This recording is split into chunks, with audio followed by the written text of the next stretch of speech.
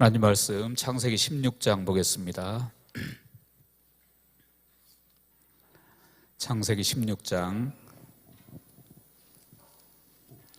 1절에서 마지막 16절까지 우리 두 절씩 교독하도록 하겠습니다. 창세기 16장 1절로 마지막 16절까지 우리 두 절씩 교독하겠습니다. 아브라함의 아내 사레는 출산하지 못하였고 그에게 한 여종이 있으니 애굽 사람이요 이름은 하갈이라. 사레가 아브라함에게 이르되 여호와께서 내 출산을 허락하지 아니하셨으니 원하건대 내 여종에게 들어가라. 내가 혹 그로 말미암아 자녀를 얻을까 하노라 하매 아브라함이 사레의 말을 들으니라. 아브라함의 아내 사레가 그 여종 애굽 사람 하갈을 데려다가 그 남편 아브라함에게 첩으로 준 때는 아브라함이 가나안 땅에 거주한 지 10년 후였더라. 아브라함이 하갈과 동침하였더니 하갈이 임신함에 그가 자기의 임신함을 알고 그의 여주인을 멸시한지라. 사레가 아브라함에게 이르되 내가 받는 모욕은 당신이 받아야 옳도다. 내가 나의 여종을 당신의 품에 두었거늘 그가 자기의 임신한 것을 알고 나를 멸시하니 당신과 나 사이에 여호와께서 판단하시기를 원하노라. 아브라함이 사라에게 이르되 당신의 여종은 당신의 수중에 있으니 당신의 눈에 좋을 대로 그에게 행하라 하매 사레가 하갈을 학대하였더니 하갈이 사레 앞에서 도망하였더라.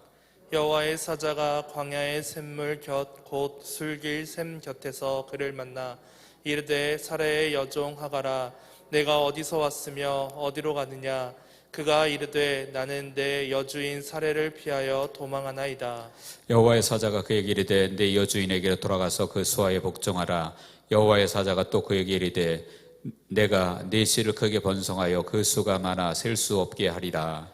여호와의 사자가 또 그에게 이르되 내가 임신하였은즉 아들을 낳으리니 그 이름을 이스마엘이라 하라. 이는 여호와께서 내 고통을 들으셨음이니라. 그가 사람 중에 들나귀 같이 되리니 그의 손이 모든 사람을 치겠고 모든 사람의 손이 그를 칠지며 그가 모든 형제와 대항해서 살리라 하니라.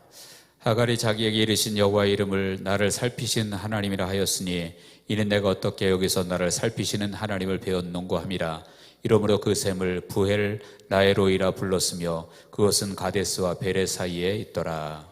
하갈이 아브라함의 아들을 낳음에 아브라함이 하갈이 낳은 그 아들을 이름하여 이스마엘이라 하였더라. 하갈이 아브라함에게 이스마엘을 낳았을 때에 아브라함이 86세였더라. 아멘.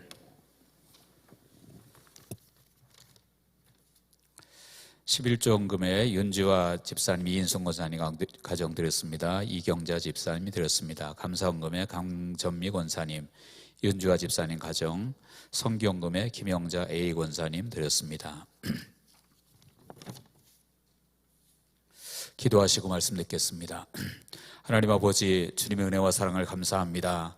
비가 오는 날씨에도 불구하고 주의 전을 찾아와 하나님을 예배하고 은혜 받을 수 있는 귀한 자리에 저희들을 불러주신 것을 감사합니다. 하나님이여 저들을 위해서 예배하시는 은혜가 있는 줄로 믿사오니 하늘의 문을 활짝 여시고 하나님께서 예비하신 은혜로 우리 모두에게 부어주셔서 우리가 은혜 받고 성령 충만 받고 세상을 이길 힘을 얻으며 하나님의 영광을 위해서 살아갈 수 있도록 성령께서 역사하여 주옵소서.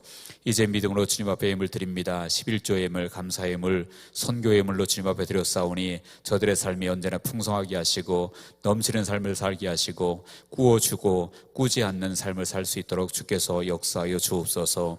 아버지 하나님이여, 이 시간 주의 말씀을 듣는 시간입니다. 성령께서 역사하셔서 하나님의 말씀이 우리의 심령 속에 깊이 새겨지게 하시고 그 말씀이 우리의 영혼의 귀한 양식되며 또 삶을 이끄는 능력이요 등불이 될 수 있도록 주께서 인도하여 주옵소서. 종의 입술을 주님께서 주장해 주시옵시고 하나님의 말씀에 뜻만 바르게 증거할 수 있도록 역사하여 주옵소서. 감사드리며 예수님의 이름으로 기도했습니다. 아멘. 할렐루야. 하나님의 은혜가 우리 모두에게 함께 하시기를 주의 이름으로 간절히 축원합니다. 이번 주 토요일 날부터 우리가 여름 성경학교 이틀 동안 토요일 주일 이틀 동안 있는데요. 여러분들 적극적으로 기도해 주시고 또 협조해 주시고 많이 이렇게 도와주시기 바랍니다. 또 할 수 있는 분들은 좀 재정적으로도 이렇게 우리 교사들 수고 많이 하고 있잖아요. 그러니까 격려 차원에서 이렇게 좀 많이 후원해 주시고 그러면 많이 힘이 되고 도움이 될 것 같습니다. 많이 도와주시고요. 그리고 무엇보다 기도가 많이 해야 됩니다. 특별히 우리 교사들이 지금 기도를 해야 되는데 너무 기도를 안 하고 있어요. 기도 안 하고 하는 건 그냥 행사에 불과합니다. 행사에 불과하니까 오늘이라도 우리 교육자들 꼭 연락해서 내일부터라도 목금 이틀밖에 안 남았네요. 정말 새벽 기도 할 수 있는 날이. 그리고 목금 그리고 금요일 날 저녁에 심야 기도까지 이렇게 나와서 기도하고 기도로 준비해서 할 수 있도록 그렇게 권면하고 독려해 주시기를 바랍니다. 그리고 이번 주 토요일 날은 또 키어 축제 반대 집회가 있어서 우리가 거기 참석하기로 했잖아요. 그러니까 우리가 말로만 아니면 기도로만 하는 것이 아니라 실제 불의에 대해서는 하나님의 뜻을 우리가 행동으로 옮겨야 될 줄로 믿습니다. 그러니까 주일학교, 성경학교에 참여하시는 분들은 열심히 참여해서 도와주시고 그렇지 않은 분들은 같이 참석하셔서 하나님의 의의를 우리가 이루는데 함께 이렇게 협력했으면 좋겠습니다. 자, 오늘 말씀을 증거하도록 하겠습니다. 말씀의 제목은 하나님의 은혜입니다. 오늘 본문은 여러분들이 아마 대부분들 다 들어보셨을 거예요. 하나님께서 아브라함과 사레에게 처음에 이제 아브람, 사레였죠, 이름이. 그러다가 나중에 아브라함은 아브라함 이렇게 되고 사레는 사라 이렇게 변하게 되죠. 아브라함 때 그리고 사레 때 하나님이 창세기 11장에 보면 갈대아 우르 지역에서 살고 있는 그들을 가나안 땅으로 보내시잖아요. 보내시면서 그들에게 언약을 주십니다. 내가 이 땅을 너와 네 자손에게 준다 이렇게 약속을 했거든요. 언약을 했어요. 그러니까 땅도 주고 너의 자손도 주겠다 그런 언약이지 않습니까?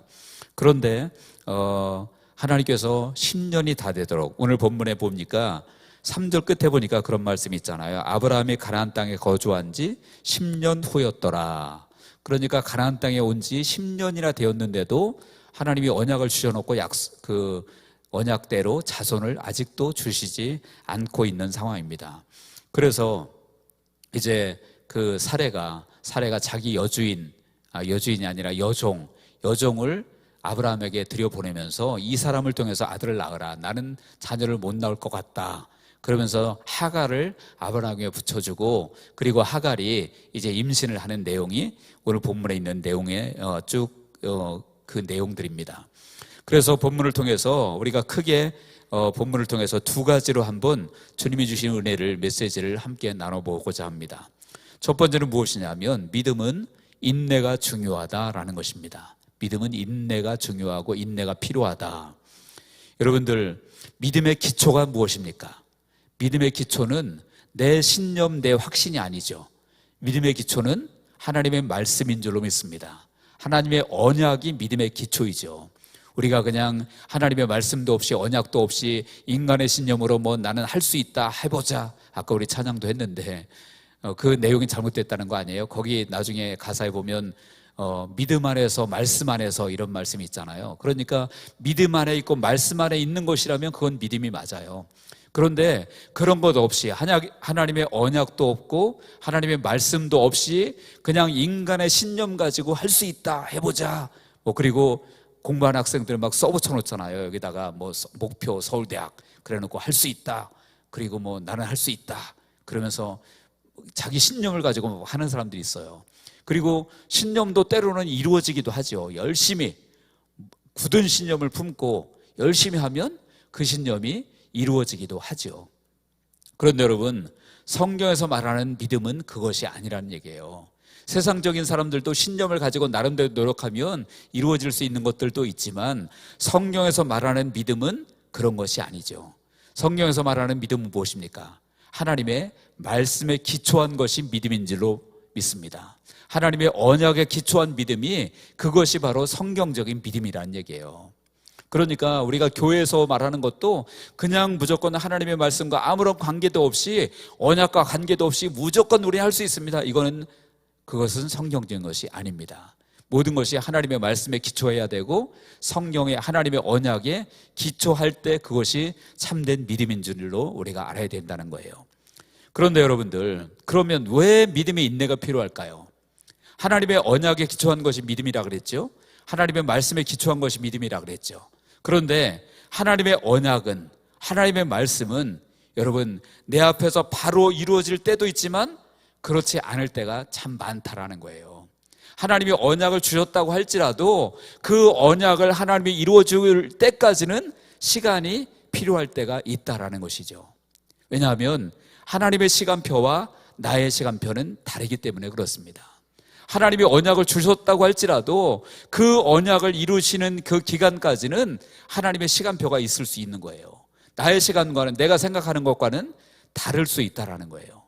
그래서 아브라함에게도 어떻습니까? 하나님이 아까도 말씀드렸지만 갈대우르 지역에서 가나안 땅으로 처음에 보내실 때 내가 이 땅을 너와 내 자손에게 주리라 하면서 언약을 주셨지만 지금 몇 년이 지났다고 했습니까? 10년이 지났다고 했잖아요. 그러니까 하나님이 실수하셨을까요? 하나님이 약속해놓고 잊어버리셨을까요? 하나님은 그런 분이 아니시죠. 우리 사람은 때때로 약속해놓고도 잊어버릴 때가 있어요. 근데 하나님은 절대 그런 분이 아닌 줄로 믿으시기 바랍니다. 하나님은 사람이 아니시니 시건치 않으신다라고 민수기 23장에 분명히 말씀하고 있죠. 그러니까 하나님은 잊은 것이 아니라 하나님의 시간표는 인간은 이해할 수 없어도 가장 정확한 시간표에 가장 유익하게 우리에게 언약을 이루시는 하나님이신 줄로 믿으시기 바랍니다.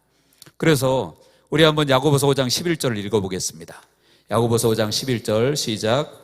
보라, 인내하는 자를 우리가 복되다 하나니 너희가 욥의 인내를 들었고 주께서 주신 결말을 보았거니와 주는 가장 자비하시고 긍휼히 여기시는 이시니라. 아멘. 여기 보니까 보라, 인내하는 자를 우리가 복되다 하나니 너희가 욥의 인내를 들었고 주께서 주신 결말을 보았거니와 주는 가장 자비하시고 긍휼히 여기시는 이시니라. 여러분들이 욥의 고난을 다 아실 거예요. 굳이 설명드리지 않아도. 가족 다 잃어버렸습니다. 건강 다 잊어버렸습니다. 재물 다 잃어버렸습니다. 여러분 그 하루하루가 얼마나 고통스러웠을까요? 더군다나 자기를 위로한답시고 친구들이 와서는 위로는커녕 계속 정죄만 하고 있어. 너 죄 때문에 그래. 내 죄 때문에 지금 이런 어려운 일을 당하는 거야. 계속해서 친구들이 와서 그러거든요. 그러니 이 욥이 하루하루가 얼마나 힘들고 어려웠겠어요. 그런데 욥은 뭐였다고요? 지금 읽은 데에서 욥은 인내했다라고 말합니다. 인내하고 결국은 하나님께서 하나님의 계획이 있을 것이라는 것을 욥은 믿고 인내하고 기다렸을 때 하나님이 주신 욥의 결말 무엇이었습니까? 여러분들 잘 아시죠? 재물은 갑절로 주셨고요. 그리고 자녀는 하나님께서 전에 있던 자녀와 동일한 숫자의 자녀를 주셨지만 동방에서 가장 인정받고 칭찬받는 그러한 자녀를 주셨다고 얘기했습니다. 그래서 욥이 인내하고, 그러니까 하나님께서 가장 좋은 시간에, 욥이 하루하루가 너무 힘들었겠지만 가장 유익한 시간에 가장 좋게 하나님이 응답하셨다, 그런 얘기예요. 우리에게도 마찬가지입니다. 하나님의 언약은 하나님의 언약을 주셨다고 바로바로 즉각적으로 주시는 것이 아니라 가장 유익한 시간에, 가장 정확한 시간에 하나님의 언약을 주시는 것을, 이루어 주시는 것을 믿으시기 바랍니다. 그러니까 그것이 때로는 내 생각하고 다를 수 있고 내 시간표와 다를 수 있기 때문에, 그렇기 때문에 뭐가 필요하다고요? 인내가 필요하다라는 거예요. 여러분 믿음은 인내가 필요한 줄로 믿으시기 바랍니다. 정말로 하나님께서는 정확하신 분이에요. 내게 가장 유익하게 좋게 주시기 때문에 그것을 우리가 기다리는 인내가 필요하다라는 거예요. 시간에 쫓겨서, 환경에 쫓겨서 믿음이 아닌 인간의 방법으로 행하면 그것은 결국은 부작용을 가져올 수밖에 없습니다. 오늘 본문에 바로 아브라함과 사레가 그랬잖아요. 하나님이 분명히 언약을 주셨는데 분명히 하나님 기억하고 계실 텐데 그들은 10년이라는 세월이 흐르고 나니까 이제는 조바심이 생기고, 하나님이 잊었나? 뭐 그런 생각은 안 했겠지만 그들이 이제 급해지니까 인간의 방법을 쓰기 시작한 거예요. 그래서 어떻게 했습니까? 사레가 자기의 여종인 하갈을 아브라함에게 보내서 이제 임신을 하고 자녀를 낳게 하잖아요. 그 자녀가 나중에 태어나지만 누구였습니까? 이스마엘이죠. 그런데 어떤 결과를 가져왔죠? 부작용이 생길 수밖에 없었다는 거예요. 본문 4절을 보세요. 4절을 보니까 그럽니다. 아브라함이 하갈과 동침하였더니 하갈이 임신하매 그가 자기의 임신함을 알고 그의 여주인을 멸시한지라. 종이 주인을 멸시하고 있어요. 왜 이런 결과가 생겼죠? 결국은 하나님의 방법대로 한 것이 아니라 인간의 방법대로 하니까 시간표에 쫓겨서, 시간에 쫓기고 또는 환경에 쫓겨서 그냥 급한 마음에 인간적인 방법을 쓰니까 그러한 부작용이 일어나게 되어지더라, 그런 얘기예요. 여러분, 성경에도 보면 그러한 일들이 많이 있습니다. 하나님의 방법이 아니라 인간의 방법을 쓰고 하나님의 시간표가 아니라 인간의 시간표대로 내 멋대로 움직이면 결국은 문제가 생기더라, 그런 얘기예요. 사무엘상 13장에 보면 이제 블레셋과 이스라엘의 전쟁이 일어났습니다. 전쟁이 일어났는데 그때 왕이 누구냐면 사울 왕이었어요. 사울 왕인데 블레셋과 전쟁이 일어나니까 나가서 싸우기 위해서 미리 제사를 드려야 되는 거예요. 제사를 드려야 되는데 제사는 누가 드려야 되는 것이죠? 제사는 제사장이 드려야 되는 거죠. 그 당시에 제사장이 누구였냐면 사무엘이 제사장이었습니다. 사무엘이 제사장인데 그러면 당연히 사무엘이 와서 제사 드릴 때까지 이 사울 왕은 기다려야 되는 거예요.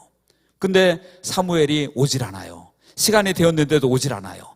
그러니까 이 사울이 그냥 자기가 제사장도 아니네 멋대로 제사를 드려버립니다. 그리고 제사 마치자마자 사무엘이 오는 거예요. 그러니까 사무엘이 사울에게 이제 책망을 하죠. 하나님께서 당신 스스로 작게 여기실 때 왕을 세우셨는데 그런데 이제는 당신의 모습을 보니까 왕의 그 날이 길지 못할 것입니다. 길지 못할 것입니다. 결국은 그 왕의 어두운 앞날을 그렇게 암시적으로 보여주고 있는 것이죠. 그러니까 무엇입니까? 인간의 방법 쓰면 그렇게 된다는 거예요.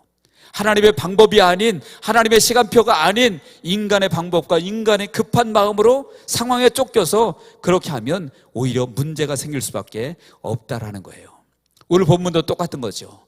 아브라함과 사레가 결국은 하나님의 방법대로가 아니라, 하나님의 언약을 기다린 것이 아니라 자기 멋대로 인간의 방법을 쓰니까 결국은 부작용이 생길 수밖에 없고 어려움이 생길 수밖에 없고 이스마엘은 나중에 대대로 결국은 이스라엘을 괴롭히는 그런 나라가 되어져 버린 것이죠. 자, 이런 상황이 생겼는데 그런데 리브가가 또 어떻게 반응을 합니까? 이제 자기 종이, 여종이 자기를 멸시하니까 리브가가 반응하는데 5절에 보세요. 5절에 보니까 리브가가 그럽니다. 사레가 그럽니다. 사레가 아브라함에게 이르되 내가 받는 모욕은 당신이 받아야 옳도다. 내가 나의 여종을 당신의 품에 두었거늘 그가 자기의 임신한 것을 알고 나를 멸시하니 당신과 나 사이에 여호와께서 판단하시기를 원하노라. 지금 사레가 막 화를 내고 있어요. 누구에게 화를 내고 있습니까? 아브라함에게 막 화를 내고 있는 거예요. 이 여종이 지금 임신했다고 나를 멸시하고 그러니까 당신 책임이다 그러는 거예요. 아브라함에게. 거기다가 누구까지 끌어들입니까? 하나님까지 끌어들이고 있잖아요. 여호와께서 판단하시길 원합니다. 아니, 죄는 잘못은 누가 저질러 놓고요? 자기가 저질러 놓고 자기가 머리 써가지고 그 여종을 하가를 아브라함에게 들여보냈잖아요. 물론 아브라함도 잘못했지요.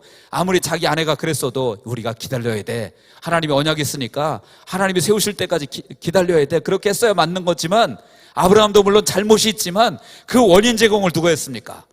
사라가 했잖아요. 그래서 하가를 들여보내놓고는 지금 와서 지금 막 아브라함에게 막 화를 내면서 당신이 책임지세요 얘기하고 있는 거죠.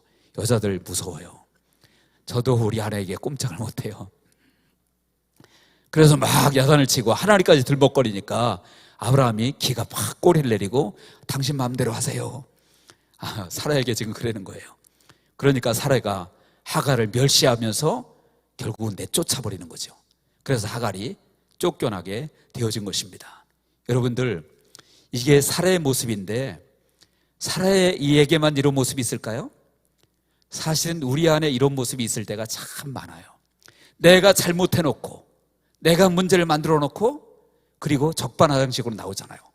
너 때문에, 누구 때문에 막 그러면서 이런 일들이 너무나 많이 있어요. 저도 때때로 가만히 돌이켜보면 내가 잘못인데 화를 내고 있어요.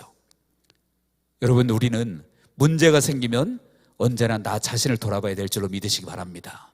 다른 사람 탓할 게 아니라 문제가 생기고 어려움이 생겼으면 그 문제가 왜 생겼는지 다른 사람, 다른 환경을 돌아볼 것이 아니라 나를 먼저 돌아봐야 될 줄로 믿으시기 바랍니다. 그래서 내 속에 많은 사람들이, 예수님께서 그러셨잖아요. 내 눈에 들보는 보지 못하면서 남의 눈에 티만 빼내겠다고 나서는 모습이 우리의 모습일 때가 참 많죠. 그래서 저 여러분들은 언제든지 문제가 생기면 남을 통해서 원인을 찾는 것이 아니라 나 자신을 바라볼 수 있는 우리 모두가 되어지기를 주님의 이름으로 축원드립니다. 그래서 첫 번째 생각한 것은 믿음은 인내가 필요하다. 하나님의 시간표, 하나님의 때 기다리는 믿음, 저 여러분들에게 있기를 주님의 이름으로 축원드립니다. 두 번째 생각할 것은 무엇이냐면 하나님의 은혜에 관한 이야기입니다. 하나님의 은혜에 관한 이야기. 이제 하갈이 쫓겨납니다. 그 주인에게, 여주인에게 멸시를 받고 학대를 받고 쫓겨나게 되었지요. 그런데 그 막막한 모습을, 이제는 뱃속에는 아기가 있습니다. 아기가 있어서 아무것도 가진 것 없이 그냥 쫓겨나게 되어져요. 막막한 광야를 헤매일 때에 그때 그에게 누가 나타나시냐면 하나님께서 천사를 보내십니다. 7절 8절입니다. 우리 한번 같이 읽어보겠습니다. 본문 7절 8절입니다. 시작. 여호와의 사자가 광야의 샘물 곁 곧 술길 샘 곁에서 그를 만나 이르되 사레의 여종 하갈아 내가 어디서 왔으며 어디로 가느냐. 그가 이르되 나는 내 여주인 사레를 피하여 도망하나이다. 아멘. 자, 보십시오. 이 하갈은 사실은 영적으로 볼 때 믿음의 백성, 언약의 백성이 아닙니다. 언약의 자손은 누굽니까? 바로 사라를 통해서 자유하는 여자 사라를 통해서 난 이삭이 언약의 자손이고 사라가 언약의 백성이거든요. 근데 하갈은 아니란 말이에요. 그런데도 불구하고 그렇다고 해서 하나님이 내팽개치지 않았다라는 거예요. 그가 정말로 여주인에게 학대를 받고 멸시를 받고 쫓겨나서 광야에서 헤매고 있을 때 하나님께서 그에게 누구를 보내셨냐면 천사를 보내서 그를 위로하고 있다, 그런 얘기죠. 그렇다면 여러분, 우리에게는 어떠실까요? 하나님의 자녀인 우리에게는 당연히 우리가 힘들고 어려울 때, 막막할 때 하나님이 우리를 만나주시는 하나님이심을 믿으시기 바랍니다. 하나님이 우리가 힘들고 어려울 때 그냥 두지 않는다는 거예요. 이 언약의 백성이 아닌 백성도 하나님이 찾아가서 천사를 보내서 만나주시고 위로해 주셨는데 하나님의 백성인 우리를 왜 안 만나주시겠습니까? 그러니까 우리가 막막하고 힘들고 어려울 때 누구를 찾아야 될까요? 하나님을 찾아야 될 줄로 믿습니다. 지금 이 자리에 계신 분들 중에도 힘들고 어려운 분들이 계실 줄로 알아요. 어떤 분들은 영적으로 힘들고, 어떤 분들은 마음이 힘들고, 어떤 분들은 환경이 힘들고, 재정 때문에 힘들고, 여러 가지 힘든 분들이 있을 수 있겠죠. 그럴 때 여러분을 만나주시는 주님을 찾으시기 바랍니다. 주님은 여러분들을 결코 외면하지 않는다라고 말씀하세요. 마태복음 11장 28절에 보니까 수고하고 무거운 짐진 자들아 다 내게로 오라 내가 너희를 쉬게 하리라 라고 말씀하고 있고요. 호세아 6장 1절에 보면 오라 우리가 여호와께로 돌아가자 여호와께서 우리를 찢으셨으나 도로 낫게 하실 것이요 우리를 치셨으나 싸매어 주실 것임이라 그럽니다. 그러니까 하나님께 돌아가면 하나님께서 우리를 만져주시고 만나주시고 해결책을 주신다, 치유해 주신다, 이렇게 말씀하고 있는 것이죠. 그러니까 우리가 지치고 넘어지면, 어려우면 누구를 찾아가야 되겠습니까? 하나님을 찾아가야 될 줄로 믿습니다. 하나님을 찾아서 골방으로 들어가면 하나님께서 여러분들을 만나주실 거예요. 이방인도 만나주셨고 언약의 백성이 아닌 사람도 만나주셨는데 우리를 왜 안 만나주시겠습니까? 저 여러분들 주님을 만나서 위로받고 힘을 얻는 우리 모두가 되어지기를 주의 이름으로 축원드립니다. 그렇게 만나주시고 나서 그리고 하나님께서 해결책을 그에게 알려주십니다. 8절 9절의 내용이죠. 본문 8절 9절입니다.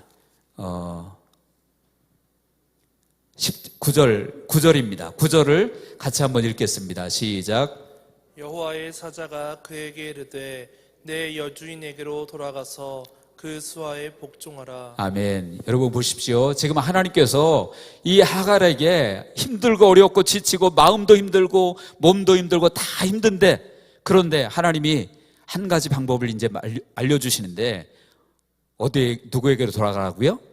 내 여주인에게로 돌아가라 라고 말합니다. 여러분, 이게 해결책이 될까요? 인간적으로 생각할 때 해결책이 되겠습니까? 지금 왜 하갈이 이 광야에서 방황하고 있는 것이죠? 그 여주인이 학대를 해가지고 거기에서 쫓겨나서 광야에 나와서 지금 방황을 하고 있는데, 그렇게 자기를 학대했던 그 여주인에게로 또 돌아가라는 거예요. 이거는 해결책이 아니라 오히려 매 한 대 더 때리는 격이에요, 하나님이. 그런데 여러분들, 하나님이 몰라서 그랬을까요? 이 그 하갈에게 있어서 그 여주인 사례는 결코 다시 보고 싶지 않은 사람일 거예요. 그런데 거기로 가라는 거예요. 하나님도 아십니다. 그런데도 불구하고 하나님이 돌아가라고 하시는 이유가 있습니다. 여러분, 우리가 어떤 문제를 만나고 어려움을 만났을 때 그것을 돌파해야만 됩니다. 돌파해야 되는데 돌파의 조건이 있습니다. 우리가 그냥 생각만 가지고 돌파되어지는 것이 아닙니다. 그 돌파의 조건이 무엇이냐면 두 가지를 말씀드릴 수 있는데요. 하나는 문제와 직면하는 것입니다. 문제와 직면하는 것. 그리고 그 문제가 생긴 원인과 직면하는 거예요. 그러므로 이 하갈은 지금 어떤 문제 때문에 지금 나와 있었던 거죠? 바로 그 여주인과의 문제 때문에 지금 쫓겨나서 여기 나와 있는 거잖아요. 그런데 그 여주인과의 문제에 있어서 그 하갈이 먼저 원인 제공을 했죠. 임신함을 알고 여주인을 멸시했잖아요. 그러니까 또 여주인은 또 반대로 이 하갈을 학대하고, 그런 관계를 풀지 않으면 안 된다라는 거예요. 그 문제 속에 다시 가서 그 문제에 직면해서 그 문제를 해결해야 그 다음에 돌파가 일어난다라는 거예요. 여러분, 노뱀 사건 아시죠? 구약에 출애굽할 때 노뱀 사건. 이스라엘 백성들이 죄를 지어서 불뱀들이 와서 사람들이 막 불뱀에 물려서 죽어갑니다. 그래서 기도하니까 하나님께서 한 가지 방법을 가르쳐 주셨는데, 어떤 방법이었습니까? 노뱀을 매달아서, 장대 매달아서 높이 들고 사람들이 뱀에 물린 자마다 그 노뱀을 바라보면 그들이 죽지 않고 살게 될 것이다. 그렇게 하나님이 가르쳐 주시는데요. 이상하지 않습니까? 뱀에 물렸는데 또 뱀을 쳐다보라니요. 쳐다보기도 싫을 텐데, 이왕이면 다른 거 좀 멋있는 거 만들어서 장대에 걸어놓고 바라보라 그럴 수도 있잖아요. 근데 뱀에 물려서 죽어가는 사람들에게 또 노뱀 형상을 만들어 놓고 그걸 바라보면 산다고 주님이 말씀하시는 거예요. 주님이 너무 좀 그렇잖아요, 인간적으로 볼 때. 그런데 여러분, 주님께서 그냥 그러실까요? 아니라는 거예요. 그들이 불뱀에 물려서 죽은 이유가 무엇입니까? 바로 죄 때문이거든요. 그러니까 노뱀을 보면서 너희들의 죄를 보란 얘기예요. 노뱀을 보면서 너희들의 죄를 보란 얘기죠. 십자가가 그거잖아요. 십자가가, 예수님의 십자가가 무엇입니까? 그 십자가에는 무엇이 달려있는 거냐면 예수님이 달려 계시지만 우리의 죄를 지고 주님께서 십자가에 달려 계신 것이죠. 그리고 우리가 그 십자가를 바라보아야 되는 이유는 무엇입니까? 나를 위해 죽으신 주님을 바라보는 것이기도 하지만 바로 거기에 달려있는 나의 죄를 보고 내가 직면하고, 그리고 내 죄 때문에 주님이 죽으시는구나, 그리고 주님께 내 죄를 고백하고 용서를 구하고, 그러기 위해서 십자가를 바라보는 것이죠. 그러므로 여러분들, 제 문제도 마찬가지고 우리가 직면하는 것이 필요해요. 또 문제를 만나고 어떤 어려움을 당했을 때 그 어려움을, 그리고 그 어려움이 생긴 원인을 우리가 바로 보는, 직면하는 그 모습이 있어야 된다는 거예요. 그래서 주님은 지금 이 하갈에게 내 여주인에게 돌아가라, 문제가 생겼던 그 상태로 돌아가서 거기서 다시 돌파하라, 그런 얘기예요. 그 문제를 해결하라는 얘기죠. 여러분들, 우리에게 마찬가지입니다. 우리는 자꾸 피하려고 그래요. 어려움이 생기면 피하려고 하고 그냥 넘어가려고 하고. 그런데 여러분들, 하나님의 방법은 절대 그렇지가 않다는 사실이에요. 내가 피하면 결국은 그 문제가 또 와요. 다른 곳에서. 거기에서 직면해서 그 문제를 내가 해결하고 넘어가야 그 다음 미션으로 우리가 넘어갈 수 있음을 믿으시기 바랍니다. 한번 찾아보겠습니다. 요한계시록 2장 4절과 5절입니다. 요한계시록 2장 4절 5절 시작. 그러나 너를 책망할 것이 있나니 너의 처음 사랑을 버렸느니라. 그러므로 어디서 떨어졌는지를 생각하고 회개하여 처음 행위를 가지라. 만일 그리하지 아니하고 회개하지 아니하면 내가 내게 가서 내 촛대를 그 자리에서 옮기리라. 아멘. 에베소 교회를 향해서 주님이 책망하시는 것인데 뭐라 그랬습니까? 너의 처음 사랑을 버렸다. 그래서 그들이 책망받고 있습니다. 그러면서 주님께서 뭐라고 말씀하시냐면, 그러므로 어디서 떨어졌는지를 생각하고 회개하여 처음 행위를 가지라. 다시 말하면 사랑이 떨어졌던 그 자리로 돌아가서 거기서 그 상황을 직면하고 그 문제를 해결하라는 얘기예요. 그래서 처음 행위, 처음 사랑을 가지라라고 말씀하고 있는 것이죠. 그러므로 여러분들, 하나님이 우리를 이끄시는 방법은 이와 같습니다. 우리가 문제가 있고 어떤 내 죄가 있고 문제가 있고 어려움이 생겼을 때는 반드시 그 원래 원인 제공했던 그 자리로 돌아가서, 그 시간으로 돌아가서 그 문제를 직면하고 그 문제를 풀 때 다음으로 우리가 진보할 수 있고 돌파가 될 수 있다는 거예요. 그것이 하나님의 원리입니다. 예를 들어서 여러분들 어떤 경기가 있다고 생각해 보세요. 그래서 출발지가 있고 목적지가, 도착지가 있습니다. 그런데 그 출발해서 목적지까지 갈 때 몇 가지 미션이 주어져 있다고 생각해 보세요. 그리고 미션을 행하는 방법도 다 원칙이 있어요.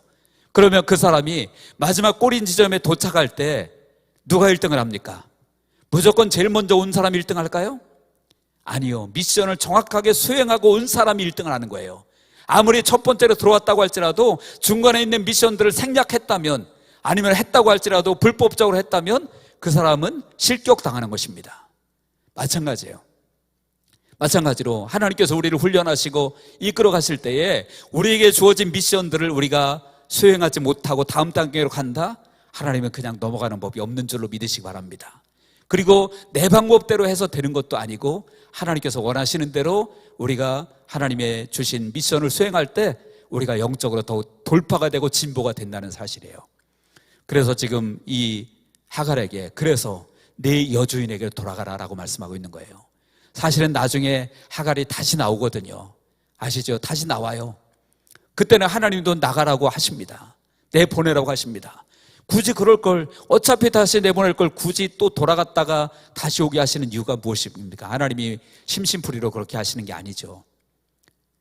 여러분들, 우리에게도 마찬가지입니다. 힘들고 어려운 일이 있으면 왜 그런 일이 생겼는지 우리가 바라보시기 바랍니다. 직면하셔야 됩니다. 문제가 생겼습니까? 관계 속에, 아니면 어떤 죄 때문에 문제가 생겼습니까? 그러면 그 현장에 돌아가서 그걸 풀어야 돼요.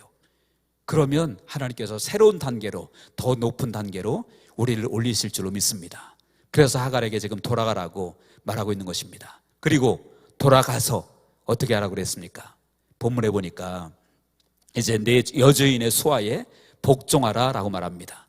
9절 끝에 보니까 그랬죠. 돌아가서 그 수하에 복종하라. 왜 그렇습니까? 그가 여주인을 멸시했었잖아요. 그러니까 이제는 원래 본분을 망각하지 말고 원래 본분대로 수행하고, 그리고 그 다음 단계를 하나님이 인도하기를 원하셨다라는 거예요.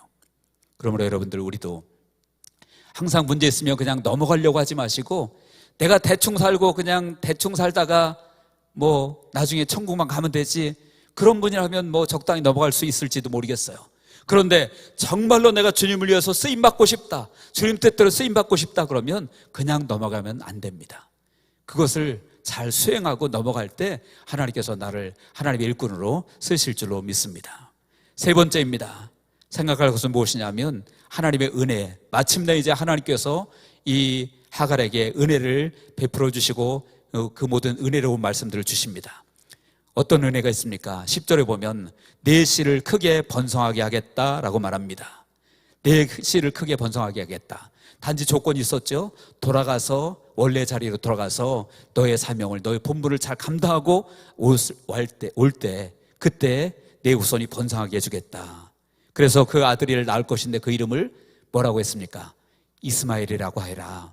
이스마엘이 무슨 뜻이었죠? 고통을 들으시는 하나님, 그런 뜻입니다. 고통을 들으시는 하나님. 다시 말하면 하나님은 하갈의 고통도 들으신다는 거예요. 아무리 언약의 백성이 아니라고 할지라도 외면하고 내치는 분이 아니란 얘기죠. 하갈의 고통을 들으셨습니다. 그리고 나중에 그 하갈이 그곳 이름을 뭐라고 짓습니까? 13절 14절에 보니까 부엘라에로이 이렇게 이름을 짓죠. 그 이름의 뜻이 무엇입니까? 그것은 살피시는 하나님, 이런 뜻입니다. 살피시는 하나님. 그러니까 하나님께서 이 하갈에게 베푸신 은혜가 뭐예요? 그를 만나주셨고요. 만나주신 자체가 너무나 놀라운 은혜죠. 만나주셨고, 그리고 번성을 약속하셨고, 그리고 그에게 정말 고통을 들으신다는 사인을 주셨고, 내가 너의 고통을 다 알고 있다, 듣고 있다 말씀하셨고, 그리고 부엘라이로이, 즉 너를 살핀다라는 약속도 하나님이 주셨다라는 거예요. 그런데 여러분들, 이렇게 약속받은 사람이 지금 누굽니까? 하갈이잖아요.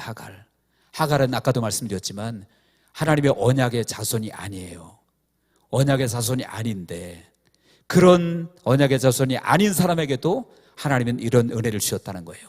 마태복음 5장 45절을 같이 한번 읽어보겠습니다. 마태복음 5장 45절 시작. 이같이 한즉 하늘에 계신 너희 아버지의 아들이 되리니 이는 하나님이 그 해를 악인과 선인에게 비추시며 비를 의로운 자와 불의한 자에게 내려주심이라. 아멘. 여기 보니까 그 해를 악인과 선인에게 비추시고 비를 의로운 자와 불의한 자에게 내려주심이라. 그러니까 하나님은요, 의인에게만 은혜를 베푸는 것이 아니라 악인들에게조차, 하나님의 언약의 백성이 아닌 사람에게조차 이렇게 은혜를 베푸시는 하나님이다. 그렇다면 여러분, 그렇다면 우리 하나님의 백성들에게는 어떻겠습니까? 당연히 은혜를 베풀 때 더 베풀 줄로 믿으시기 바랍니다. 마태복음 6장에 보면 그러잖아요. 너희가 내일 일을 위해서 염려하지 말라. 무엇을 먹을까 무엇을 입을까 염려하고 걱정하지 말라. 오늘 들풀도 먹이시고 입히시고 공중 나는 새도 먹이시고 입히시는데, 그러면서 주님께서 뭐라고 말씀하시냐면 하물며 너희일까 보냐 그래요. 하물며. 그러니까 이방인들도 공중의 새도 들풀도 먹이시는 은혜를 베푸시는 하나님이신데 하물며 하나님의 자녀인 너희일까 보냐라고 말씀하고 있는 거예요. 그것이 누구에게 주신 말씀일까요? 저와 여러분들에게 주신 말씀인 줄로 믿으시기 바랍니다. 하나님은 우리에게 하갈도 정말로 언약의 백성이 아닌 백성들도 이스마엘에게도 은혜를 베푸셨는데 하물며 하나님의 자녀인 언약의 백성인 우리에게는 왜 은혜를 베풀지 않겠느냐, 하물며 너희일까 보냐, 이렇게 말씀하고 있다라는 거예요. 여러분, 이 하나님의 은혜가 저와 여러분들에게 있음을 믿으시기 바랍니다. 하갈에게 나타나셨고요, 위로해 주셨고 번성을 약속해 주셨고 고통을 들어주셨고 그들을 살펴주셨던 하나님은 우리는 그 정도가 아니라 특별하게 살펴주는지도 믿으시기 바랍니다. 예를 들어서 여러분, 고아원이라고 생각해 보세요. 고아원에 고아들이 많이 있어요. 근데 그 중에 내 진짜 아들이 생각해 보세요. 물론 겉으로 표는 안 낼지 몰라도 그 아버지의 원장의 마음에는 누가 더 특별할까요? 많은 고아원 아이들보다도 내 아들이 더 특별하겠죠. 당연한 거 아니겠습니까? 하나님이 우리를 볼 때 그렇다는 거예요. 불신자들도 세상 사람들에게도 필요한 은혜를 베푸시지만 특별히 저와 여러분들 하나님의 자녀에게 더 큰 관심과 은혜를 베푸시는 주님이심을 믿으시기 바랍니다. 그래서 하나님의 은혜는 크고 놀라운 것이죠. 이제 말씀의 결론을 맺겠습니다. 두 가지 중요한 말씀 드렸죠. 첫 번째는 믿음은 인내가 필요하다라고 말씀드렸어요. 하나님의 시간표가 있기 때문에 믿음에는 인내가 필요해요. 인내가 필요하고 인간적인 방법을 쓰면 안 돼요. 기다릴 수 있어야 되고요, 기도하고 하나님을 잠잠히 기다릴 수 있는 우리가 되어야 하나님의 은혜가 우리에게 임하고, 그리고 부작용이 없다, 믿음으로 인내하는 우리가 되어지길 바랍니다. 그리고 하나님은요, 우리에게 은혜를 베푸시는 분인데 정말로 막막할 때 우리를 만나주시고 힘들고 어려울 때 우리를 만나주시고, 그리고 정말 우리에게 필요한 모든 것들로 은혜를 베풀어 주시는 분이 바로 우리 주님이신 줄로 믿습니다. 그리고 문제가 생겼을 때, 어려움을 만났을 때는 어떻게 하라 그랬습니까? 그 문제에 직면하고, 그리고 그 문제가 생긴 원인에 우리가 찾아가서 거기서 직면하고 그 문제를, 미션을 우리가 풀어 나갈 때 그 다음 단계로, 더 높은 단계로 올라갈 수 있다라고 말씀드렸습니다. 그래서 사랑하는 성도 여러분 모두에게 정말 하나님의 은혜가 부어지고 있음을 믿으시고 끝까지 승리하시고, 어려움이 있으면 좌절하지 마시고 하나님 바라보시고요, 그리고 내가 연약해서 부족해서 문제가 생겼다면 그 문제를 여러분들이 그냥 피하려고 하는 것이 아니라 그 속에 들어가서 이겨내시기 바랍니다. 직면하고 풀어내셔서 마침내 더 높은 곳으로 올라갈 수 있는 우리 모두가 되어지기를 주님의 이름으로 간절히 축원드립니다. 기도하겠습니다. 하나님 아버지, 주님의 은혜와 사랑을 감사합니다. 아버지 하나님이여, 우리가 살아갈 때에 정말 우리가 믿음이 없고 또 인내력이 부족해서 아버지 하나님이여 믿음으로 행하지 못하고 인간의 방법대로 행할 때가 있음을 주님 앞에 고백합니다.